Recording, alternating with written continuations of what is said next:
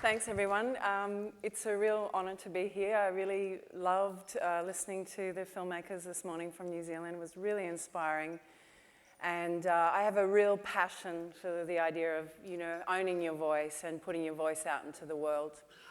And I came into the world as a little writer-director, an actor.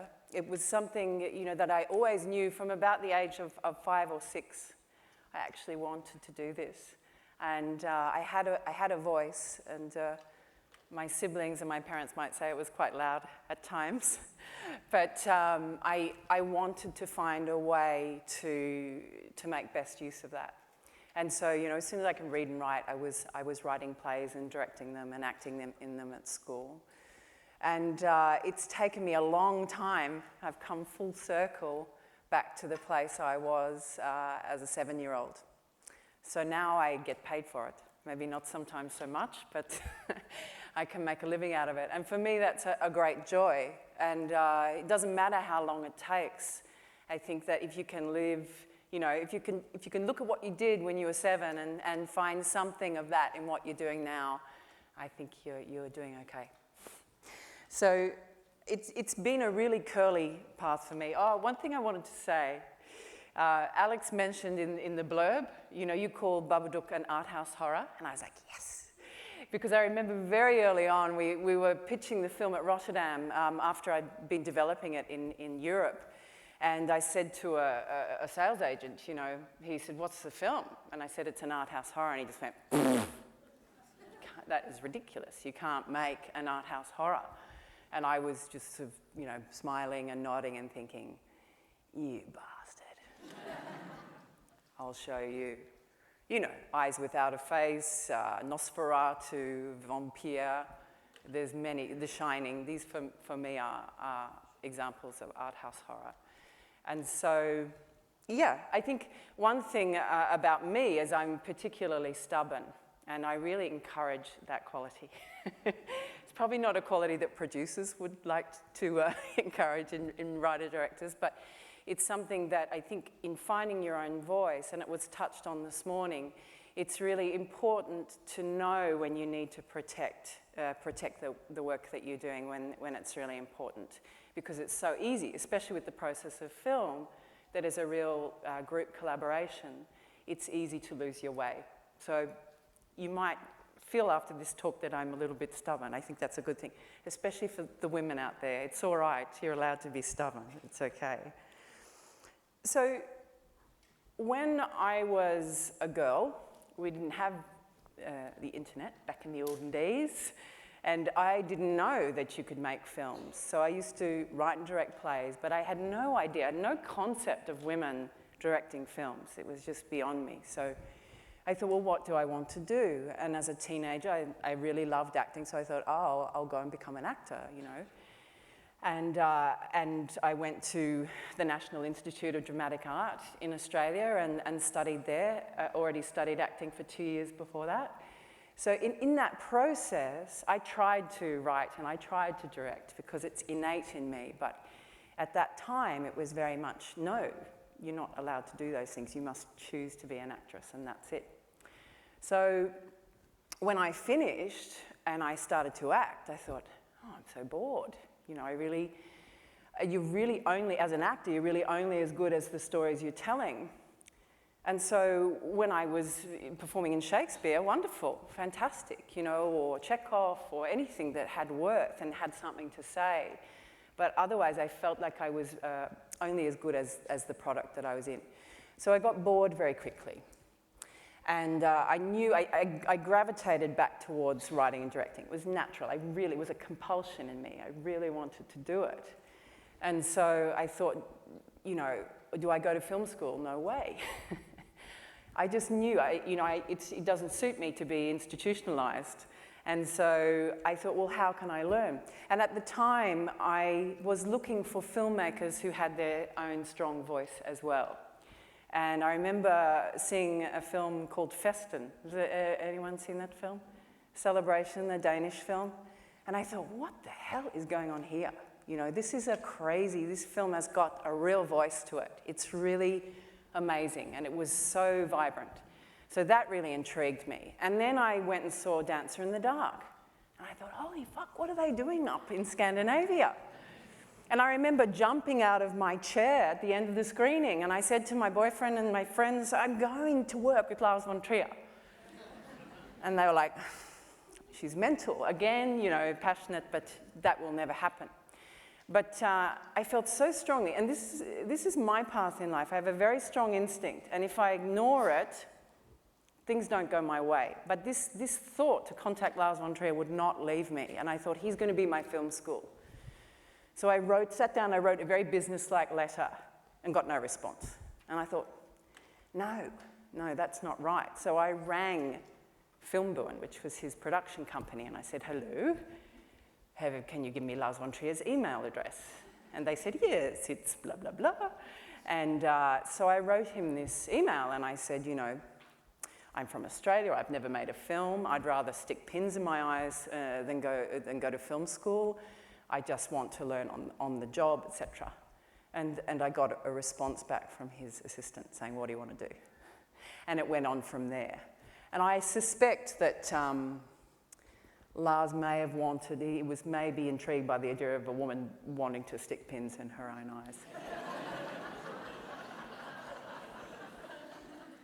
So that's maybe why I got to go. But they offered me 1 day on set. And I thought, okay, no worries. I was so passionate, and I thought, okay, no worries, I'll go. And it so happened that the producers liked me and, you know, felt that they could make use of me as a kind of semi-slave in exchange for watching the process. And, you know, it was the best film school. It suits me to a T to have that as my film school. And I guess what I learned there was not so much about film study, not so much about the process of filmmaking, although Lars is a consummate technician. But I watched someone who had a very distinct and unusual voice follow it through from start to finish. And it wasn't always easy for him as well. So that was really valuable for me. And I think, you know, growing up as a woman, the way I grew up anyway, we're not socialized to be stubborn and to be very clear and specific on goals and to be leaders. I certainly wasn't. So to see him do that process, I thought I can do it too. So after that, I made a short film called Monster, which did well enough around the world and got me some attention. And then I started to write a number of features that just kept falling over for whatever reason. So that takes us up to the BABADOOK. I was at a place where I thought, well, I either give it all up, and sit in a room and rock backwards and forwards for the rest of my life, or I go somewhere else and try a different path. And then someone mentioned Amsterdam and Binge Film Lab. Does anyone know about Binge here? Has anyone been? Yeah? It was certainly, when I went a few years ago, an amazing place devoted to engendering a filmmaker's voice. So they're not, you know, with all due respect to Screen Australia and the development system there, it's very traditional. So if you're making a film that doesn't quite fit into a genre or a style of filmmaking, or they can't say it's like this meets that, you know, you can keep going around like a mouse in a wheel, which was what was happening to me. So I'm really grateful for Binge, because it was the best creative experience of my adult life. You know, they really protected your vision. They wanted to know what your vision was, and then they married your vision to the mentors that they teamed you up with. And I had this crazy Swedish woman who said, I don't want to hear about fucking structure and 3-act structure, and I just want to hear what you want to say. And this, for me, was like heaven. So BABADOOK was born outside of Australia in Amsterdam and France. So when I came back, I guess at this point, you know, everyone's different, and I'm not going to stand up here and say to make a successful film, make a good film, you have to do X, Y, and Z. But for me, I've read a lot of scripts this year, especially American scripts, and what strikes me as peculiar is how little of them have anything to say. And so for me, I always approach a story idea. What do I want to say? What am I passionate about? What idea can I sit with for 2, 3, 4 years and continue to want to say at the end of that time? And so for me, every film that I'm writing or that I'm working on has to come down to a core idea. And that's all tied in with your own voice. I mean, I remember reading the interviews with Kieslowski, and he said he was really pissed off at film school because none of the film lecturers said the most important quality a filmmaker have is their own point of view on the world. We each see the world differently, and that's what makes film so extraordinarily unique. So with Babadook, for example, the one core idea that I wanted to explore, I'm a person who very much feels that you need to face the difficulties of your life. We all have them, and somehow if we keep pushing down on them, we're just going to create neuroses and suppression and terrible pain for ourselves. So it's better to face things than not face them. So that's the point of entry I came into for Babadook. It kind of amuses me when people say horror, horror, horror, the queen of horror. I've been called the queen of horror. It's like, and I mean this very genuinely, I never thought of this film as a horror film. I know the world of horror, and I'm very horror literate, but for me, what came first is that core idea. And then I always develop the script through the story and the characters first. So I can't guess why the film is resonating for people, but I think that may have something to do with it. So for me, when people come up to me and they go, "Oh, it was so scary," or whatever, or you get a rating on the scary meter from 1 to 10, it's interesting to me. But what really moves me, and I've had this happen, quite a bit, someone will write to me and say, I lost one young guy wrote to me, he's 21, he said, "I lost both my parents by the time I was 15. And your film was a really honest exploration of grief. And I couldn't have a better compliment than that." So, my core idea I felt was really, and it's happened a number of times, people have been very moved by the film. And that for me is a success. And I'm very grateful for that feedback. So, I guess, an extension of that, a number of filmmakers have said today that filmmaking is such a collaborative experience. And, you would be a real tool if you thought that as a director you were the only voice involved. It's kind of crazy to even perceive that. But you are, a conduit. You are the channel that everything must flow through. So when I was choosing particular creatives to work with, they all had to understand the voice. They all had to understand what was running through this. So we've ended up with creatives from all around the world because they were people who were resonating with the idea. And we didn't just, because I was an actor for so long, it kind of horrified me that you get on a set and suddenly you're in there and you're all shooting it. You don't know what the film is until 3 weeks in. So I really didn't want that to happen. So we started work on the film 6 months before. And I'm very, I love actors and I work well with actors, but I'm also very visual. So that 6 months was a process of communicating what was in my mind out to these other brilliant key creatives, the obvious, like DOP, production designer, etc. But because also this film had a very particular world, we had to be united on that. And has anyone seen the film? Oh, cool. Well, I'll show you a bit of it so you know what the hell I'm talking about. I started with the book. There's this book in the film, a children's book. And so for me, I had this idea that the book is the core of the film, and then the rest of the world of the film radiates out from that book. So we needed to start with the production of the book first, and we got an American illustrator, Alexander Uhas, in to make the book. And then it was like, if this makes sense, the film was like a pop-up film. It was like all of the special effects are very kind of, you know, they're in camera. There's nothing done in post-production. It needed to feel like a kid's book, the whole film. So, Blair, maybe I'll get you to run the first take. Oh, hang on. Can you stop? Oh, is it already going?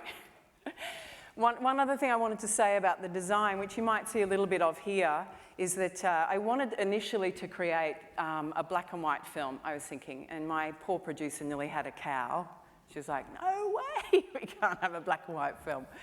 And so I thought, well, I really love the old horror, you know, the old silent horror, but I wanted to make a more fresh, contemporary version of that. So I chose to reduce the colour palette. So we were black through to white, and then we had burgundies and blue, and that was it. And there's splashes of red, which you'll see here, which are, because they're so unique in the film, they really stand out. But yeah, it was a very controlled world that we created in camera on set. And there's a little bit of the book here we can show you. And then it gets a whole lot more fucked up after that. I'm not trying to do the hard sell, but we are actually making a pop-up book, a full-length version to freak people out even more. So yeah, I mean, I hope you get a chance to see the film tonight or another time, but you'll see that there is a very distinct look to the film. And for me, it wasn't an arbitrary thing, because, you know, the film deals with the idea of loss and a woman who just cannot come to grips with this loss. And the film is all about facing that terrible thing. And my idea is, you know, the fear of facing it is often greater than facing it. And that's why I had to make the film as a scary film. So anyone who's been unfortunate enough to suffer some kind of post-traumatic stress disorder, or, you know, some kind of terrible experience that they have had to face or go mad, this is the feeling that I wanted to express through the film. So whether people find it scary or not is kind of irrelevant to me, but what's really important is the story running through that. So basically the film is a two-hander between a, you know, late 30s woman and a 6-year-old boy. And so I then, of course, once we cast this wonderful group of co-creators and we'd been working on the book, and, you know, we had to cast. And it's very hard when you write a role for any person, male or female, when it's very complex and has quite a huge arc. So there weren't many people who could play this role. But Essie Davis, who's an extraordinary actress, I went through NIDA with her, and she's a very good friend. And I thought, can I work with a friend? Can I actually do that? So I made her audition. I feel terrible. But she you know, she had the good grace to say yes. And Essie's one of those amazing actors who just wants to be directed and wants to collaborate. And so it was a really wonderful choice. So we cast her, and then we had that, you know, that thing of having to cast a 6-year-old boy. I mean, this boy is in every scene. And we started to audition people. I think we auditioned about 600 boys. I didn't look at all those boys. I would have had a nervous breakdown looking at that many boys. But I think I looked at a short list of about 100. And as we were going through the audition process, I thought, oh my God, what have I done? I've written this film for a 6-year-old boy.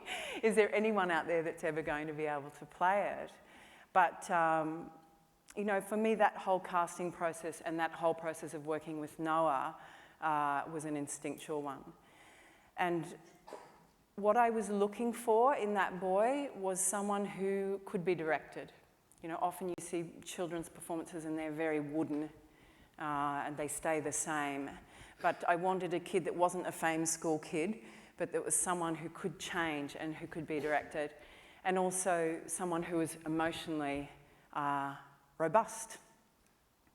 So, yeah, we got down to about 5 kids, and he was one. I basically had a table set up, and I said, okay, Noah, you know, this is the story, this is what's going on. And I said, so I want you to go down and hide from your mum and start doing some stuff, some magic tricks, because he's a magician in the film.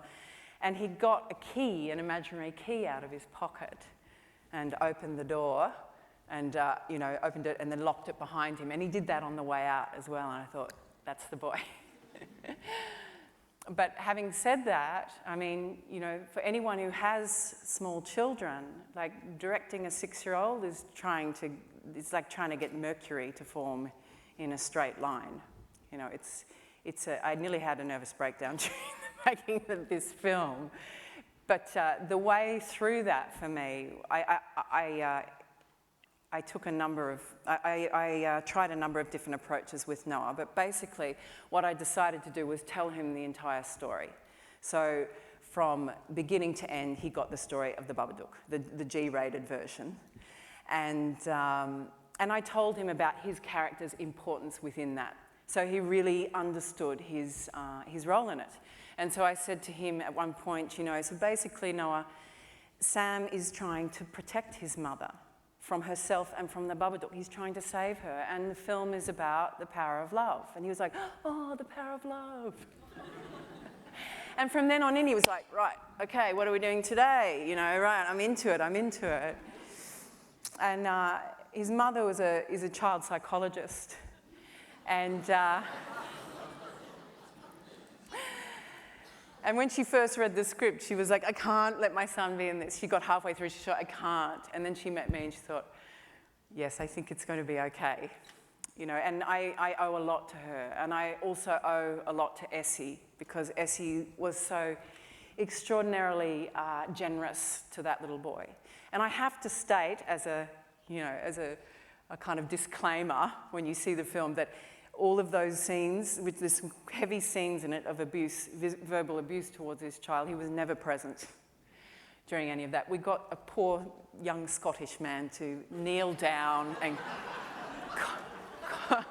cop the abuse from Essie. Yeah, nothing, you little piece of shit. Okay, now go away, thank you. And bring Noah in. But also too, like I think, you know, it kind of perplexes me when directors try and trick actors, full stop. I mean, you know, yes, throwing surprises at them is great. I think that's fine, but to really deceive them, I couldn't do that. You don't need to. They're really bright people, generally, unless they're idiots and you don't want to work with them anyway. But, you know, the rule is the same with a child. So the more he felt involved, the more he understood. And he understood that his mum, I got him to draw a picture of the BABADOOK family. And independently of me, like I didn't sort of tell him what to draw, but he drew, you know, Amelia, the mum, and he drew himself as Sam, and he drew the dog, and he drew in a cloud the husband. You know, and I said, oh, what's going on there? And he said, well, she hasn't gotten over him. You know, he really kind of processed things himself. And so a really bright little boy. And, you know, it was just a boon to have him in the production. What I might do in just a sec is show you a bit of, and then I'll talk about it afterwards. But, you know, it's a two-hander. Essie was really, I had to just get out of Essie's way. I mean, I had to shape her performance. You know, initially the character's very meek and mild. Essie's not very meek and mild. And I had to keep taming her and bringing her back. But then, you know, toward the end of the film, I just had to let her go. With Noah, it was very much the entire way I had to feel everything that he felt. So just before we run the clip, I wish I had this other clip, but I don't. But there's a scene where he needs to get really pissed off at his mum because she embarrasses him in front of an adult. And, you know, I said, and so I would have to feel everything with Noah.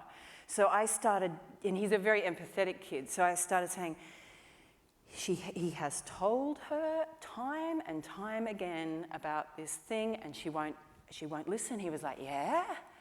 And I said, not only is she not listening, she is embarrassing him in front. And I started getting angry and angry, and he was like, yeah? And I said, so see how angry I am? And he's like, yeah? I said, well, that's how angry you are. And I was like, action. And so he did the scene, and he was like, yeah. And then he stomps up the stairs, and I like, cut, and he goes, I was so good. I was so good. And he just kept walking around at lunchtime going, wasn't I good? Wasn't I good? And I thought how charming it was. You know, like Brad Pitt, you imagine him going around going, wasn't I good? Everyone would be like, wanker. But, so, you know, although it was a really traumatic and terrifying experience working with a child, and I never knew whether it was going to work or not, there was something also very rewarding about it, you know, like giving him the credit that he knew what was going on and that he had something valuable to contribute. And I remember at the end, you know, him sending me a card saying, thank you, Jen, for making me do all the acting I had to do. And, you know, when we finished, like, he leapt up into my arms and he said, oh, it's not over yet, is it? So I didn't want to, like, you know, have a child in therapy for the rest of their lives through the making of this film. So that's one thing I'm really proud of. Anyway, without further ado, we'll just watch this and have a chat about it in a sec.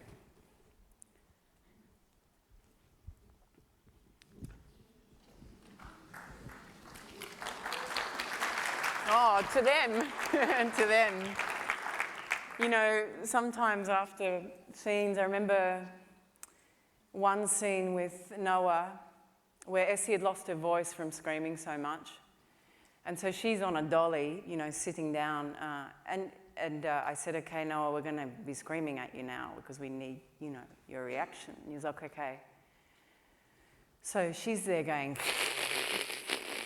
and I'm on the dolly going, ah, you know, screaming at the top of my lungs, and he's like, oh. And he looked really terrified, and I thought, oh shit, I've really done it this time. You know, I better go and check on him. And I checked in the next room, and he's on the rocking horse, just like, totally fine. So there were some other children that we auditioned that, you know, could have something close to that emotional depth that little boy had, but they weren't robust. So it was, you know, really important that he was able to cope with that role. But I mean, anyone who, you know, has made film, like we had a lot going on in that scene. He had, you know, he had a lot of cues, and he had a Steadicam roving around him. So, you know, the only way I could get that performance is, one, because it was him, and also because we'd prepared the story of the Babadook together. So he knew exactly what was going on as he went into every single scene. I didn't get him to, all I did was get his mum to make him learn the lines like a shopping list. So he would just go bap, bap, bap, bap, bap. And then he wouldn't rehearse it, because I didn't want scenes where he was coming in acting. And then we would talk it through. So it was really about empathizing with his character, which he really did. And, you know, Essie's driving that scene, but yeah, we needed him to match her, and I think he does. Just one more clip from the film, which, you know, again is focused on Noah.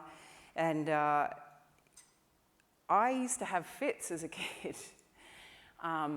I had febrile convulsions because I was quite excitable and, you know, creative, and it got really hot where I lived, and so I would go and drop into a seizure. And so I was, you know, in the makeup van this morning with Noah, and I said, okay, Noah, you know, in this scene, Sam is going to have a fit. And he was like, what's a fit? And I said, oh, well, it's like a seizure. It's like, you know, and he said, oh, I don't know what that is. So I was like, so I had to get down on the makeup van floor and have a fit for him. And then he was like, okay, right, all right, okay. And then this is the result.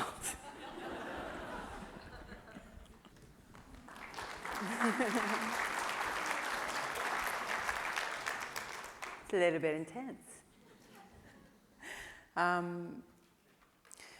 So I guess in terms of working with actors, you know, in my experience, because I've spent my whole life as an actor. The biggest, I mean, if any, you know, for those of you who are starting out as directors, I just encourage you to go and do acting classes, even if you're really crap at it. Because the biggest gift you can give to your actors on set is to understand what they're going through and to have love and empathy for them. And that doesn't mean to be soft on them. I'm sure if Essie was here, she would tell you I was never soft on her, but she always trusted that I had her best interests at heart. You know, if I was pushing her in a direction, it's because I knew that she could go there. So, yeah, I'd say love is the biggest ingredient in directing actors. But if you can have as much experience as possible as an actor yourself, the actors will love you for it. You know, you'll really notice the difference, and the work will start to show it as well. So in terms of following your voice all the way through, you know, pre-production and then in production, working with your crew, working with actors, working with the producer, one thing I forgot to say is so important to get a producer on board who really understands your film. And the producer on this, Christina Seaton, is like a dear friend, and we really spent a year working together to find the voice of the film. You know, often I see, and in my own experience, there's a discordance within the actual beast itself between producer, writer, director, what have you. And so it's really important. It's the absolute ultimate important thing to get that, and because everything trickles down from that. Casting, you know, crewing up the film. So she could go off to Cannes or wherever she went to sell the film, and I knew she was going to do the right thing by it. So it's being smart, you know, sending the right representative of your voice out into the world. You really, really need that, I think, to make a successful film. Which brings me to the post-production. I think that this is one of the most, it's one of the easiest places for you to lose your voice as a director, as a creative. So many people come in from everywhere, and I didn't even know who they were. I'd be like, who's that guy? Telling me that this scene is rubbish, you should cut it. And it's like, oh, that's the junior at the distributor who, you know, blah, blah, blah. And so it's like suddenly you've got all these voices and everyone tends to panic. Everyone kind of goes into, the film's not working, fuck! Make it shorter! And we had one ridiculous screening where they were going, take that scene out, take that scene out, take that scene out, take that scene out, take that scene out. And I was like, fuck yeah! Not to their face, I was always very polite.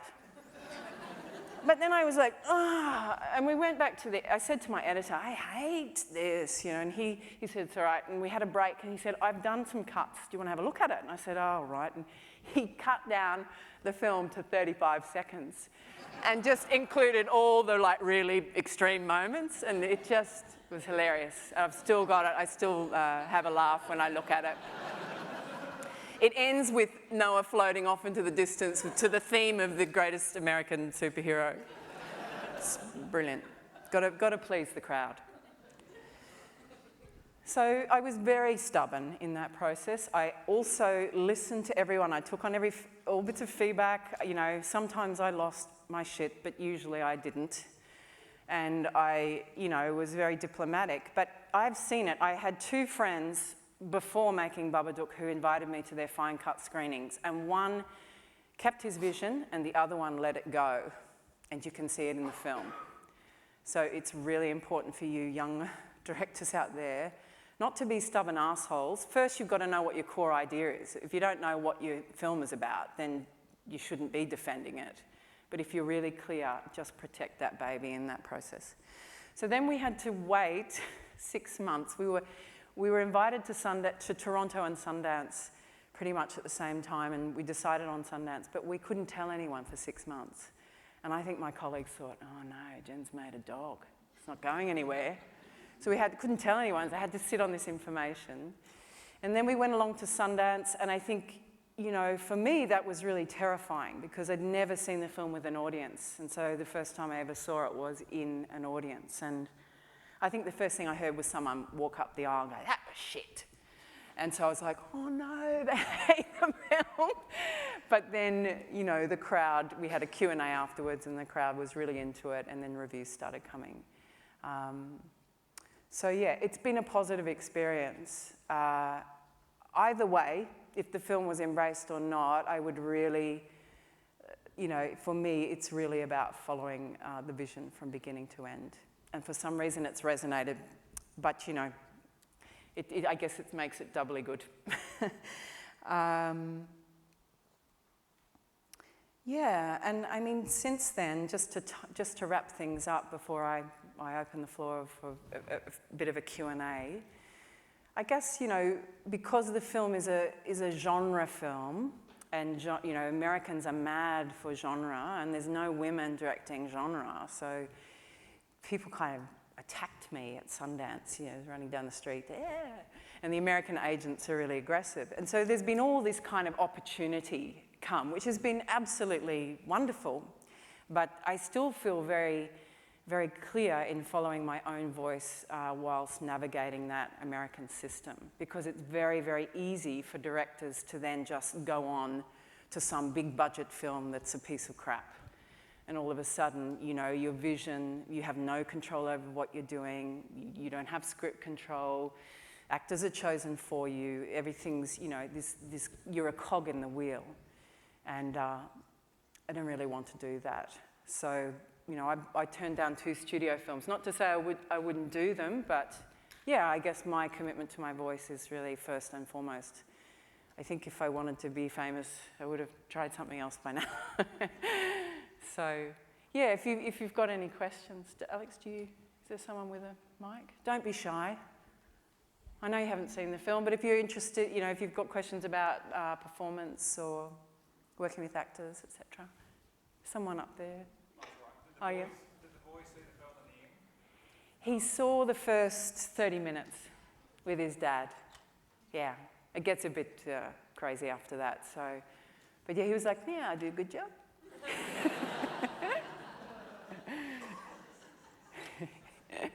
A delightful boy. Yeah. Yeah. Just thinking about directing actors, how do you kind of troubleshoot resistances from them? Like when an actor's kind of resisting something that you really want to do, that you really believe will work on screen? Or Yeah, it's a good question. I figured you have to do a lot of pre-planning, but then the curveballs on set, how do you handle that? I think the more you know about how actors work very differently. Each actor, like each human being, is different. So resistance might come from you not, I always take the blame. A resistance might come from you not communicating to them in the way that they understand. So for example, an actor might be really emotional and you're being all intellectual and talking about an idea with them, and they don't want that. So you might look at your approach in the way you're directing them. Having said that, if you feel confident that it's just their resistance, you can do 2 things. You can get them to do it their way and get them to explore that, and why not? Because, you know, they have a voice as well. And then you get them to do it your way, and you insist, you know. Sometimes Essie would come into a scene and she'd be like, "I'm going to do this a certain way," and I go, "Oh yeah, this is the best day of your life." And you know, there's one scene where she jumps into the bathtub and I wanted her to be really calm, and she thought she was going to be really aggressive. But she, you know, she wasn't someone who had resistance because we had enormous trust. There was one other actor in the film who resisted me a lot, and I didn't care. I didn't care. I spoke with love and I worked with love, but I wasn't going to stop until I got what I needed. You know, and it was that actor's fear. So I just had to persist. You know, you have to, as a director, you can't want people to like you. It's not possible. I mean, you don't want to be an asshole, but yeah, you have to be prepared for people to project all their crap onto you while you're making something. It's good. You obviously had very clear visions for your film. It's quite complex by the sounds of it. Were you able to distill it to an elevator pitch or a long line? Were you able to Yeah. stuff? And did it change? It did. I think it got more refined. And, you know, having said that, oh, I never saw this film as a horror film and I didn't see it as a horror film, I also then, you know, me and my producer, we had to be savvy about how we sold the film, because although I'm a real purist, you know, film is a commodity that you must sell. You have to, in Australia anyway, you have to have a sales agent and a distributor before you get finance. So, yeah, we did have all those things in place.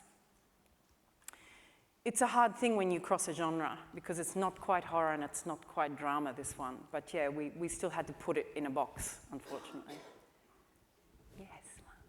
You said you had the cinematographer and the designer on board for 6 months before you started. Just made contact and chose them. Yeah. And so like early on, say about 4 months before we started, we went away for a weekend and we just watched films. This is something that the Danes, you know, had done. Lars von Trier worked with the same family for 20 years. So I'm looking, in BABADOOK, I was looking for people I was going to have a family, you know, an ongoing filmmaking relationship with. So yeah, so we spent time, but it's not like we were in pre-production. I have a Polish DOP, and his one lament was he only had 6 months to prepare. Gotta love that. Yeah. How well did your actors know each other before you started shooting? These two? Yeah, well, one thing I didn't mention was we got Noah on 3 weeks before. And so the first week of that 3-week period was just him and me, because he needed to have a real trust with me. So we just went to the zoo and, you know, did stuff and hung out and talked about the BABADOOK. And then Essie came on board in week 2 of that. And him and her and I just all hung out together and did the same thing. And then we started playing little games. And I gradually, you know, and I really we had to teach him the process of, he didn't even know he's in a feature film. His mum told him he was coming down to do drama with Jen. He thought he was in America. He didn't know where he was. He was like, what am I? And so, you know, it was a process of education. And so I got the DOP, Radek, to come in and with a handy cam and just start filming him. And then he was like, no, don't look at the camera. No, I don't look at the camera. So I knew that I was going to have to introduce that all early on. So then, you know, we'd introduce one element and then another element. And yeah, so No rehearsals as such, like no like line rehearsal kind of thing, just a go to. Did we? No. I think what I did was I would get scenes. I would go, oh, this scene, and I would create the same dynamics in it, so that they wouldn't be saying the lines, but they'd be sort of exploring the ideas behind the scene. Yeah, all that struggle, because, you know, he's constantly trying to get her to see something and she won't see it. So yeah, we played a lot of that out. Yeah. Can you talk a little bit about your shooting schedule, how long it was, and can you talk about the budget? And what? Yeah, I'm not supposed to, but I'll. The budget was not massive. It wasn't minuscule. It was between 2 and 2.5 million Australian, which sounds okay, that's reasonable. But we had to build the house. You know, I think the production designer was in the hospital in the last week of shooting. An extraordinary genius production designer, but he was really pushed to the limit. Another thing, you know, the first AD came in with the schedule all over the place, and I said, no way, this kid is going to walk. You know, he's going to be, if we do those climactic scenes in the first couple of weeks, he's going to be cactus. So we tried to shoot in sequence as much as we could. Does that answer your question? And how many days was It it? started off as 5 weeks, and I said, no way. No, because you put a child in a scene, and it takes twice as long. Doesn't matter whether the scene's emotional or not, you know, it's just a 6-year-old child. So I said, please, 6 weeks. And because I had a brilliant producer, she pushed for 6. And then the crew gave us 3 days at the end for free, deferred payment, because we couldn't finish. And then we did another 2 days in Sydney. So all up, it was 7 weeks, 7 5-day weeks. Yeah. which is kind of a luxury on a low budget, sort of, but didn't feel like it. When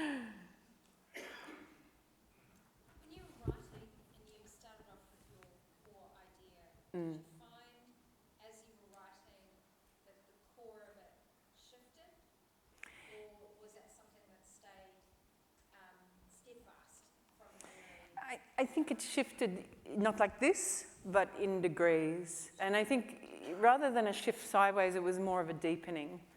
So that you know, you do a first pass on a script, and it's kind of a sketch. And then you go and you do another one, and hopefully the bottom drops out in a good way. And you're left with something where you're watching it and go, I didn't even get that, you know. But I work on a not so much intellectual level, but try more instinctual, emotional level, I think. Yeah. Yes, Alex. I have two questions which aren't related at all. The first one is, do you storyboard and shot list before you start shooting? And the second one is, what are the stories that you're attracted to for the future? Yeah. What kind of stories are you looking at to tell next? Okay. Yes, I do storyboard. It's terribly crap drawings of stick figures, kind of like that.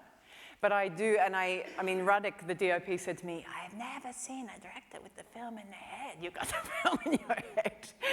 And so I guess I'm very visual. But, you know, having said that, I mean, the DOP and the production designer, everyone makes it far better than I ever imagined.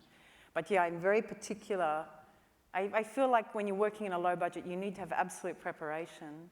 And for this kind of film, like not all films are like this. You know, some films work on, you know, improvisation or whatever, but even within that structure, like say, I don't know, just off the top of my head, that show Curb Your Enthusiasm, which is fantastic, but it feels loose in its structure, but in its method, it's very prepared. So yeah, I do try and prepare as much as possible to avoid disaster, which is impossible, but you try. And I mean, I'm working on two stories. One of them, I try and work as much from my own experience and what means something to me. I mean, the story I'm writing at the moment, my father died a few years ago, and he was in a coma for a month. And then he woke up with 1 foot in the real world and 1 foot in this coma world. And it was very distressing for us as a family. And I remember saying to Dad, you know, before he died, you've been on a real adventure, Dad. And he said, he looked me in the eye and he said, you wouldn't know where I've been. And so I thought, where did you go? So my next film is about that. And I'm also writing another film set in Tasmania in the 1820s about, you know, the terrible things that were happening in that time, but it's a revenge tale about the futility of revenge from a woman's perspective. And I find that I like to start with an idea that I feel really heart connected to, like something I really want to say. So when these American kind of producers, etc., come, not like you, Alex, but others who are like, hey, I've got this great film with the, you know, the car chases or whatever, I can't relate to it that way. It has to be something that I make emotional connection to. So, yeah. Yeah. Just on the screenplay, how many drafts did you do, and do you like to use an outline? Yes, I did, I think 5 or 6 drafts. And I would say that the first, I prepared a lot before I started writing the first draft, the world of the film, the characters, what I wanted to say. At Binger, that's what, you know, you spend a month working just on that without touching a script. And then I did the first 2 drafts, I think, had the most work in them. And then 3, 4, 5 were more about, you know, finessing and making sure everything, it was lean and it was, you know, relevant to the core idea.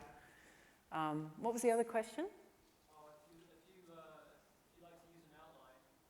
Yeah, I mean, I'm very listy and outliney, and yeah, but it also depends on, you know, this film I talked about with my father, there's 3 different realities going on, so I absolutely needed to outline all those three stories, and then having to weave them together. So yeah, I prepare. Yeah. Yes.